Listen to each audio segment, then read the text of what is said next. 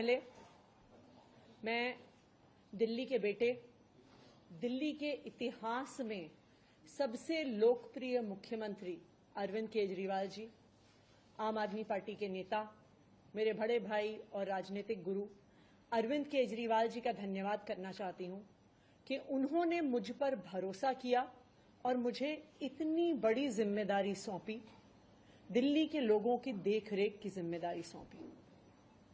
लेकिन आज मैंने मुख्यमंत्री के तौर पे शपथ ग्रहण जरूर किया है, लेकिन ये मेरे लिए, हम सबके लिए एक बहुत भावुक क्षण है जब अरविंद केजरीवाल जी दिल्ली के मुख्यमंत्री नहीं हैं। अरविंद केजरीवाल जी वो व्यक्ति हैं जिन्होंने पिछले 10 सालों में दिल्ली की तस्वीर को बदल डाला, जिन्होंने पिछले 10 सालों में दिल्ली की आम लोगों की जिंदगी को बदल डाला। अरविंद केजरीवाल जी वो व्यक्ति हैं जिन्होंने दिल्ली में रहने वाले एक आम इंसान का, एक गरीब इंसान का दर्द समझा, उनके रोज रोज का संघर्ष समझा। उन्होंने समझा कि एक आम परिवार के लिए किस तरह से अपना घर चलाना मुश्किल होता है। अरविंद केजरीवाल जी वो व्यक्ति हैं जिन्होंने दिल्ली वालों को फ्री बिजली दी, 24 घंटे बिजली दी। अरविंद केजरीवाल जी वो व्यक्ति हैं जिन्होंने दिल्ली के सरकारी स्कूलों में पढ़ने वाले बच्चों का भविष्य बदल डाला, उनको जिंदगी में एक नया अवसर, आगे बढ़ने का अवसर दिया। अरविंद केजरीवाल जी वो व्यक्ति हैं जिन्होंने दिल्ली की महिलाओं को शिक्षा में, रोजगार में आगे बढ़ने का मौका दिया, फ्री बस यात्रा देके। अरविंद केजरीवाल जी वो व्यक्ति हैं जिनकी वजह से आज दिल्ली के लोगों को अपने परिवार के सदस्य का इलाज करवाने के लिए अपने गहने नहीं गिरवी रखने पड़ते, अपने घर नहीं गिरवी रखने पड़ते, क्योंकि सरकारी अस्पतालों में अच्छा इलाज होता है। तो जब अरविंद केजरीवाल जी दिल्ली के मुख्यमंत्री नहीं रहते तो ये हम सब के लिए एक बहुत मुश्किल और एक भावुक घड़ी। आज क्यों अरविंद केजरीवाल जी दिल्ली के मुख्यमंत्री नहीं हैं? क्योंकि भारतीय जनता पार्टी की केंद्र सरकार ने अरविंद केजरीवाल जी के खिलाफ षड्यंत्र रचा, उन पर झूठे मुकदमे लगाए, उनको इन झूठे फर्जी मुकदमों में गिरफ्तार किया, उनको 6 महीने से ज्यादा जेल में रखा, उनको तोड़ने की, उनको दबाने की हर संभव कोशिश करी। लेकिन अरविंद केजरीवाल जी टूटे नहीं, अरविंद केजरीवाल दबे नहीं। अरविंद केजरीवाल जी को सुप्रीम कोर्ट ने जमानत दी, एक ऐसे कानून में जमानत दी जिसमें पीएमएलए में जमानत मिलना लगभग असंभव होता है, और सुप्रीम कोर्ट ने ना सिर्फ उन्हें बेल दी, बल्कि बेल देते हुए केंद्र सरकार के मुंह पे तमाचा मारा और कहा कि अरविंद केजरीवाल जी की गिरफ्तारी एक दुर्भावना के तहत हुई थी। ये कहा कि केंद्र सरकार की एजेंसी सीबीआई, ईडी पिंजरे में बंद एक तोते की तरह हैं जो सिर्फ अपनी मालिक की आवाज में बोलती हैं।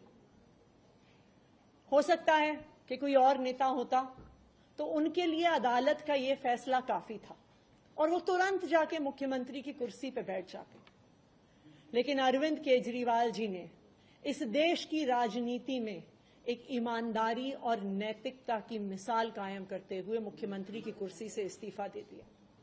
उन्होंने कहा कि मेरे लिए सिर्फ अदालत का फैसला काफी नहीं है, मैं जनता की अदालत में जाऊंगा, और जब तक दिल्ली की जनता मुझे नहीं कहती कि मैं ईमानदार हूं, तब तक मैं मुख्यमंत्री की कुर्सी पर नहीं बैठूंगा। मुझे नहीं लगता कि इस देश के इतिहास में या शायद इस दुनिया के इतिहास में ऐसा कोई नेता रहा होगा, ऐसी ईमानदारी और नैतिकता की मिसाल रही होगी जो आज अरविंद केजरीवाल ने देश और दुनिया के सामने रखी है। अब हम सभी दिल्ली वालों को मिलकर एक ही काम करना है, अरविंद केजरीवाल जी को फिर से फरवरी में होने वाले चुनाव में दिल्ली का मुख्यमंत्री बनाना है। अगर दिल्ली के लोग अरविंद केजरीवाल जी को दिल्ली का मुख्यमंत्री नहीं बनाते तो जो फ्री बिजली आज दिल्ली वालों को मिल रही है, भारतीय जनता पार्टी अपना षड्यंत्र रच के उसको खत्म कर देगी। जो सरकारी स्कूल अरविंद केजरीवाल जी ने सुधारे हैं वो फिर से बदहाल हो जाएंगे, मोहल्ला क्लिनिक बंद हो जाएंगे, अस्पतालों में इलाज बंद हो जाएगा, महिलाओं की फ्री बस यात्रा बंद हो जाएगी। तो 2 करोड़ दिल्ली वालों को मिलकर फिर से अरविंद केजरीवाल जी को दिल्ली का मुख्यमंत्री बनाना है। अगले 4 महीने के लिए मेरा यही काम रहेगा कि जो दिल्ली वाले परेशान रहे पिछले 1-1.5 साल में, जब से भारतीय जनता पार्टी का षड्यंत्र शुरू हुआ, जब से भारतीय जनता पार्टी ने एक एक करके हमारे नेताओं को जेल में डालना शुरू किया, जब से भारतीय जनता पार्टी ने एक एक करके हमारे मंत्रियों को जेल में डालना शुरू किया, जब से भारतीय जनता पार्टी के एलजी साहब ने दिल्ली सरकार के काम रोकने शुरू किए, आप देखिए पिछले 2 साल में भारतीय जनता पार्टी ने दिल्ली वालों को परेशान करने में कोई कसर नहीं छोड़ी।